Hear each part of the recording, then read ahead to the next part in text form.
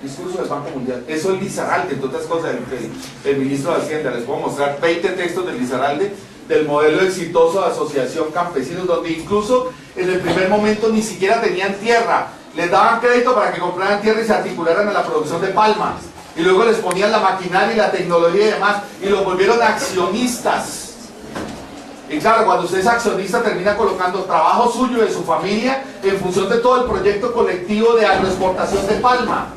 Y usted puede llegar a un territorio y decir, colonos, tengan propiedad, pero hagamos cadena productiva, yo comercializo, yo me quedo con el centro de acopio, yo hago la exportación, yo me quedo con el título, pero bienvenido campesino. Si no, ustedes no pueden explicar 3 artículos de Rudolf Gómez y uno de un señor Lebovich, ustedes pueden buscar Lebovich, Departamento Nacional de Planeación, que están diciendo que hoy la pequeña producción campesina hay que defenderla, lejos de cualquier diferencia y tal. O sea, los pontífices del neoliberalismo diciendo que la pequeña producción campesina hay que defenderla porque se puede articular de mejor manera la cadena. Entonces, a mí lo que me preocupa es la capacidad que tiene eso de integración desde el punto de vista política sobre colonos, sobre zonas territoriales y demás. Por ejemplo, en la base de las FARC en un momento de negociación, cuando entra el gran capital a reestructurar todos esos territorios y hacer inversión y demás, tú necesitas un proceso de control político muy fuerte sobre eso, si no, eso se te vuelve un proceso de integración.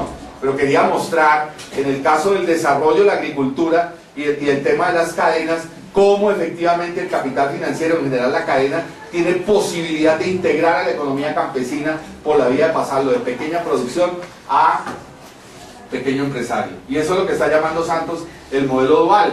O sea, por un lado harían eso con el movimiento campesino en las zonas de conflicto, le hace lo que peleó en el último paro cívico, ¿vale? De una propuesta de integración sobre eso, en el último paro agrario, ¿no? Y por el otro lado, aceptar que la UAP ya es obsoleta para justificar toda esta sinvergüencería de los resguardos de la altillanura y demás, decir, no, es que pobrecitos los empresarios tenían un límite muy precario con esas UAP, entonces lo que hay que acabar ahora es con la UAP, y entonces hagamos gran inversión agrícola, extranjerización de la tierra, articularse a la globalización y demás. Es decir, por un lado distensionas en zonas de alguna manera conflictivas, ¿no es cierto? Resuelves de alguna manera conflictividad en el campo, y por otro lado haces un proceso de gran inversión, de extranjerización, y abres por completo las compuertas a la globalización en el escenario de todo lo que se apuesta por parte de Santos en compromiso con el capital transnacional.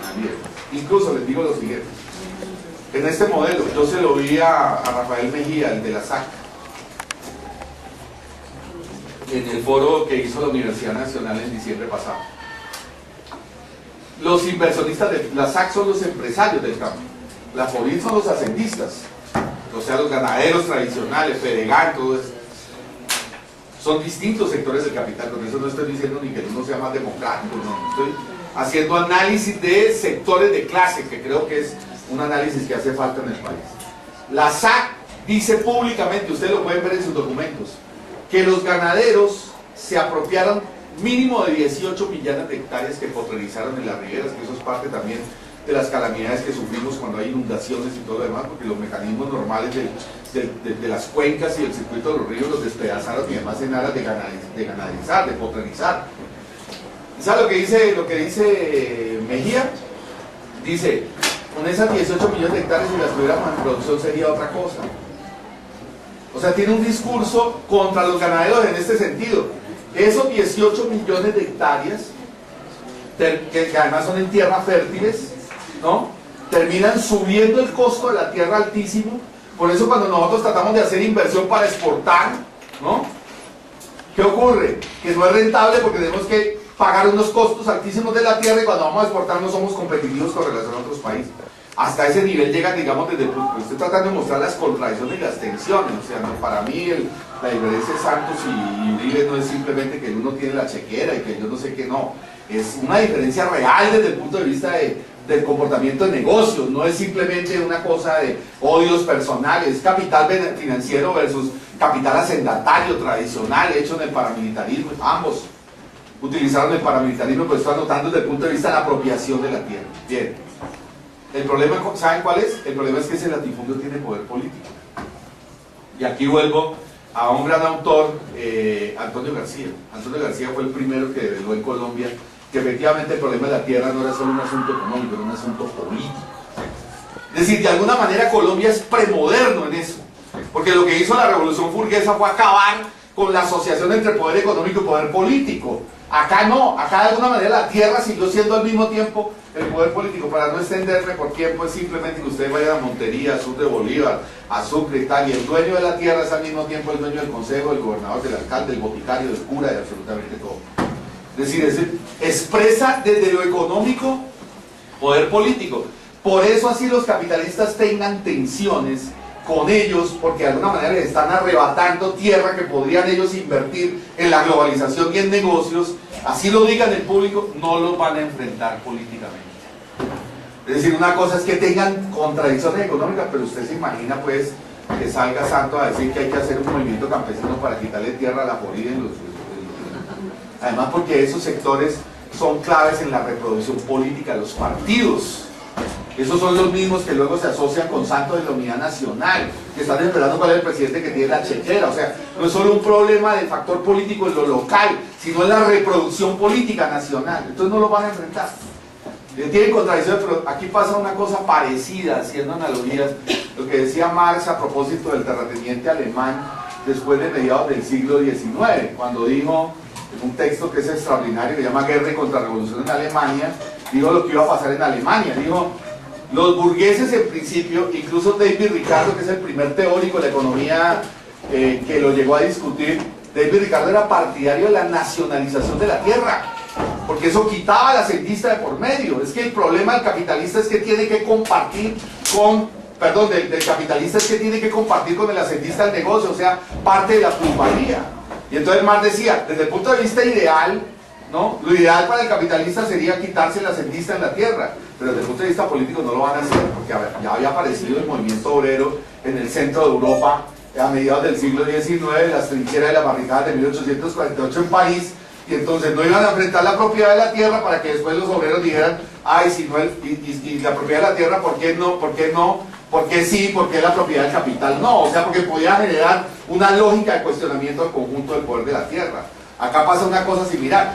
Pueden tener tensiones desde el punto de vista de los negocios, ¿no es cierto? Pueden verlos como unos botaratas que no entienden la nueva lógica y la nueva racionalidad del capital y de la globalización, pero no los van a enfrentar porque tienen el poder político. Entonces, ¿hacia dónde se va a desplazar esa inversión que necesitan? Hacia los baldíos. O sea, lo que no pueden hacer enfrentando el terrateniente de la costa atlántica y demás, por la vía de la transnacionalización, yo les digo, por un lado intentan, eso es parte de lo que ellos ven en la negociación política, lo que ellos ven en posparo agrario y demás, es tratar de buscar mecanismos de distensión en zonas de conflicto, entregando tierra de manera controlada en cadenas y demás, como intenté presentar, y por otro lado abrir extensión, como no pueden enfrentar el latifundio, van por baldíos, o sea, por toda la altillanura, por toda la selva, Amazonía, Putumayo, eso se va a volver un corredor. Eso lo pueden hacer por varias maneras. Mire, les doy este dato, que es una tragedia además desde el punto de vista de la izquierda y demás. Dilma Rousseff, que viene de un partido, les digo una tragedia porque es un partido del movimiento obrero que terminó siendo neoliberalismo. Eso sería otra historia, pues eso daría para 2 o 3 charlas más. Eso es una tragedia en América Latina. O sea, un partido hecho en las movilizaciones obreras del año 70 que confrontó la dictadura, que prácticamente fue clave en la transición de la dictadura brasileña, terminó haciendo neoliberalismo.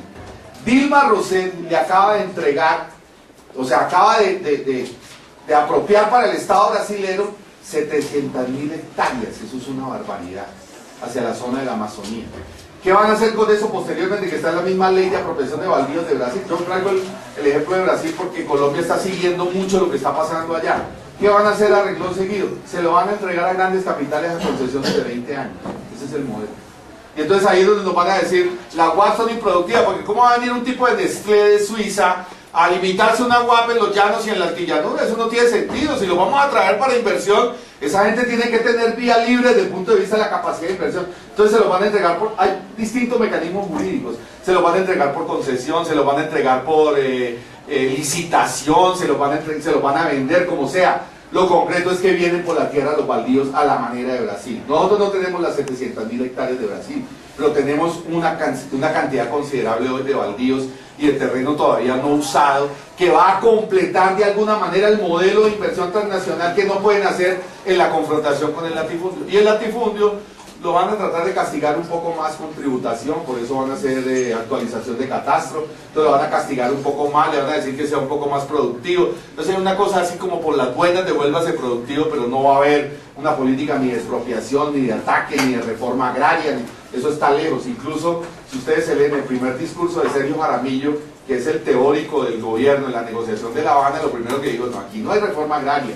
Aquí lo que hay es una discusión de regionalización en las zonas donde existe la base colonata de la FARC y demás, pero aquí no estamos pensando en transformar la propiedad de la tierra ni nada por el estilo. Es parte del modelo entonces que estoy tratando de completar.